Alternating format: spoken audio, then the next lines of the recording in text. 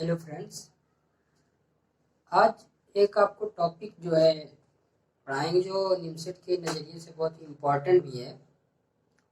और निमसेट में ही क्या लगभग सभी एंट्रेंस एग्ज़ाम में पूछा जा चुका है। एमसी एंट्रेंस एग्ज़ाम में चाहे आपका यूपीटीयू हो या आपका बीएचयू हो, निमसेट हो, जेएनयू हो, लगभग सभी में वो आता है और काफ़ी इम्पोर्टेंट है एग्ज़ाम के पॉइंट ऑफ व्यू से। तो क्या है देखते हैं। ये टॉपिक है इंसर्शन।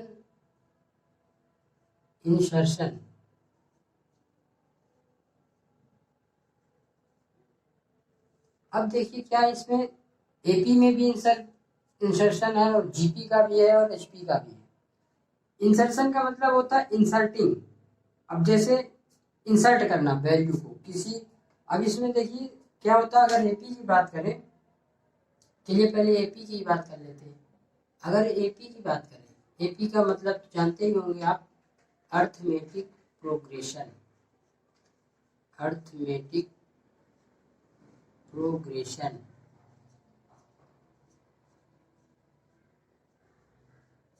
देखिए, अब अगर इसमें बात करें तो इसमें जो पहला पॉइंट आता है वो आता है इंसर्ट सिंगल, ठीक है, single arithmetic mean between A and B, between A and B. मतलब ये हुआ कि अगर दो नंबर दिए गए हैं ए और बी और उसके बीच में एक एम अर्थमेटिक मीन इंसर्ट करना है तो कैसे करेंगे। ये देखिए, ये कोई एक नंबर ए है और ये कोई नंबर बी है और इनके बीच में एक सिंगल अर्थमेटिक मीन हमको अगर इंसर्ट करना है तो ये तो आप डायरेक्ट कर सकते हो, क्योंकि आपको ये पता है कि ए बी सी अगर एपी में हो, आर इन एपी, तो क्या होता है 2b इक्वल ए प्लस सी। और जो b की वैल्यू है वो क्या आ जाएगी, a प्लस सी बाई 2। अब यहाँ से अगर देखा जाए अर्थमेटिक मीन होता ही क्या है, दोनों के बीच का नंबर। पढ़ा भी होगा अगर कोई एक क्वेश्चन, चलिए पहले देख लीजिए क्वेश्चन फिर बताते हैं। तो अगर A B C A P में तो यहाँ पे जो बी है ये भी कह सकते हैं कि बी जो है वो क्या है, ए और सी का अर्थमेटिक मीन है। यहाँ पे बी और सी, बी जो है वो ए और सी का अर्थमेटिक मीन है। तो B equal A plus C by 2। तो यही वही चीज जो है आप यहाँ पे अप्लाई करिए तो क्या हो जाएगा, अर्थमेटिक मीन क्या हो जाएगा, ए प्लस बी बाई 2। ये याद रखिएगा, ये बात कब हो रही है, ये बात तब की हो रही है जब दिया होगा सिंगल अर्थमेटिक मीन इंसर्ट करना होगा ए और बी के बीच में। अब अगर कोई नंबर दिया है, मान लीजिए एक एग्जांपल ले लीजिए 4 और एक है 6 मान लीजिए। अब आपको पता है कि बीच में 5 आएगा, मुझे पता है आपको इतना आता है। और अगर ये बोला जाए कि अर्थमेटिक मीन क्या होगा तो आप जो है अप्लाई कर सकते हैं। Arithmetic mean equal 4 plus 6 upon 2 मतलब 10 अपॉन 2 मतलब 5। तो ये आ गया आंसर आपका, ठीक। अब अगर बात आती है कि ये तो सिंगल था, अगर इसकी जगह nth, अगर n एम्स बिटवीन मतलब इंसर्ट करने हो ए और बी के बीच में तो कैसे करेंगे।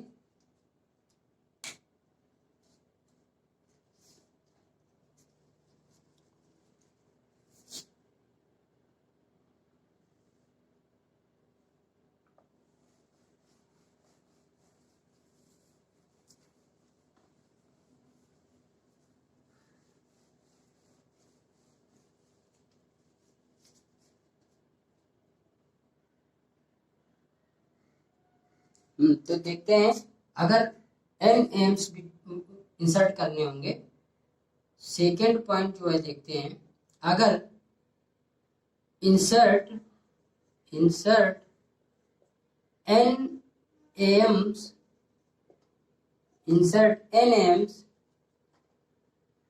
between A and B।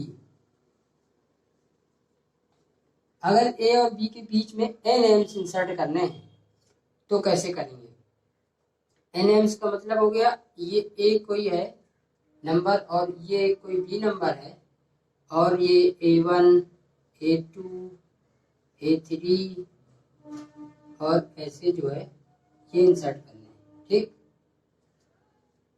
अब जो जनरल फॉर्म होती है वो क्या होती है? मैं जनरल टर्म की बात नहीं कर रहा हूँ, जनरल फॉर्म की बात कर रहा हूँ। जनरल फॉर्म क्या होती है? A plus D, A plus 2D, A plus 3D और ऐसे ही जो है होती A प्लस ND। ठीक,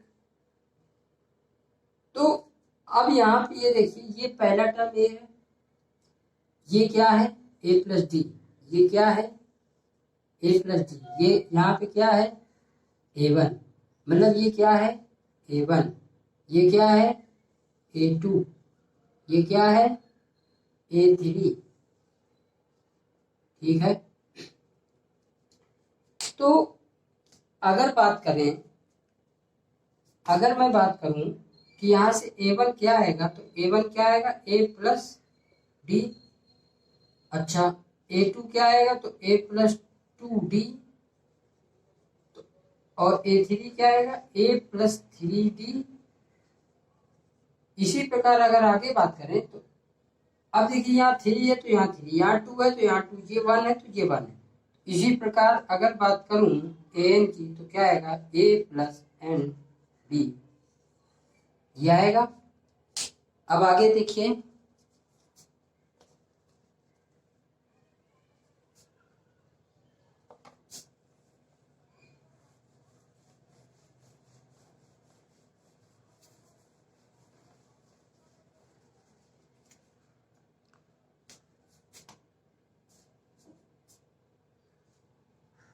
तो क्या बात कर रहे थे कि A प्लस, अब देखिए वहां पे अगर एक वहां पे जो D की वैल्यू है वो कैसे निकालेंगे?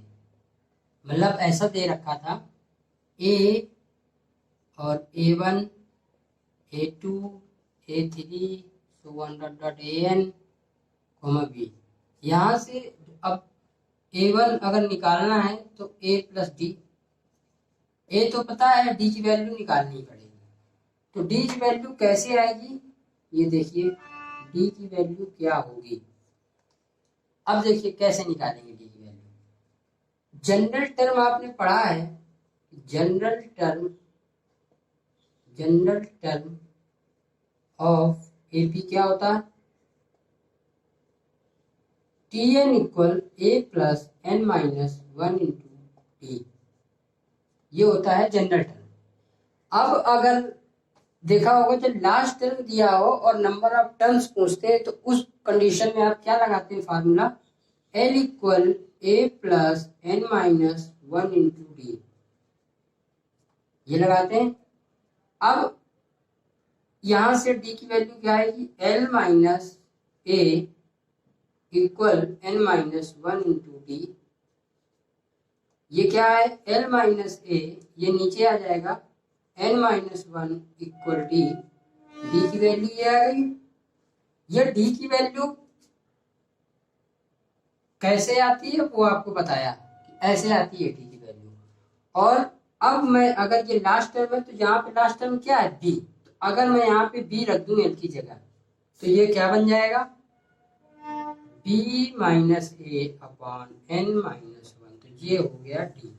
ऐसे हम डी फाइंड करेंगे। और डी की वैल्यू निकल आने के बाद ए की वैल्यू आपको पता है, और डी की वैल्यू जैसे ही निकलेगी तो आप A1 की वैल्यू निकाल लेंगे, A2 की भी वैल्यू निकाल लेंगे, A3 की भी निकाल लेंगे। जो भी जितने पूछे, मान लीजिए आपसे पूछा कि 3 जो है 2 नंबर दिए गए हैं और उनके बीच में 3 अर्थमेटिक मीन आपको इंसर्ट करने तो कौन से होंगे पूछा जाए तो वो भी आप आसानी से निकाल लेंगे। और इस तरह के कई क्वेश्चन जो है पूछे भी जा चुके हैं पहले, नोट कर लीजिए।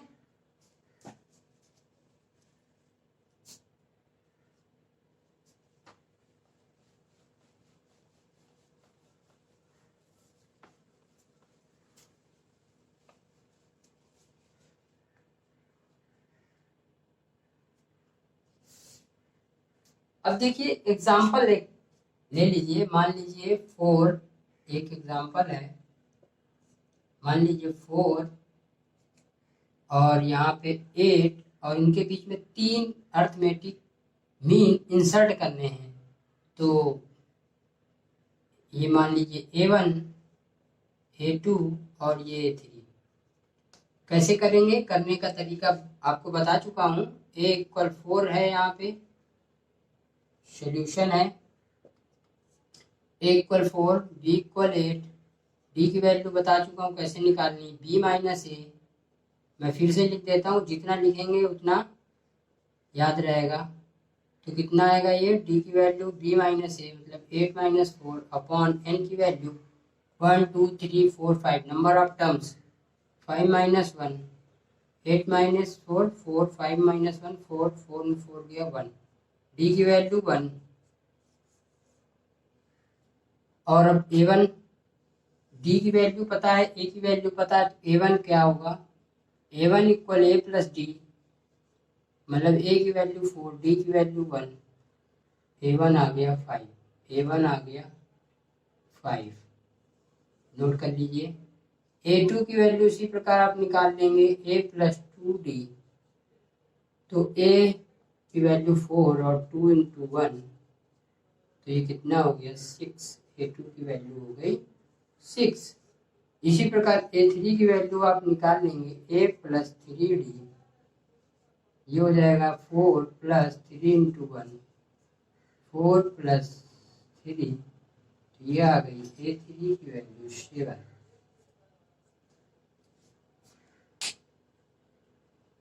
तो ये आज जो है अर्थमेटिक मीन की बात की हुई है। नेक्स्ट जो है, नेक्स्ट वीडियो में ज्योमेट्रिक मीन की बात करेंगे और हार्मोनिक मीन भी, उसको भी आपको बताएंगे। और हार्मोनिक मीन तो आप जानते हैं कि रेसिप्रोकल होता है। हार्मोनिक मीन नहीं, सॉरी, अगर HP की बात की जाए, ठीक है, एक्चुअली वो HM इसलिए बोल दिया, इंसर्टिंग पढ़ा रहा हूँ तो वही दिमाग में था। तो HP जो है वो AM का रेसिप्रोकल होता है, जानते हैं आप।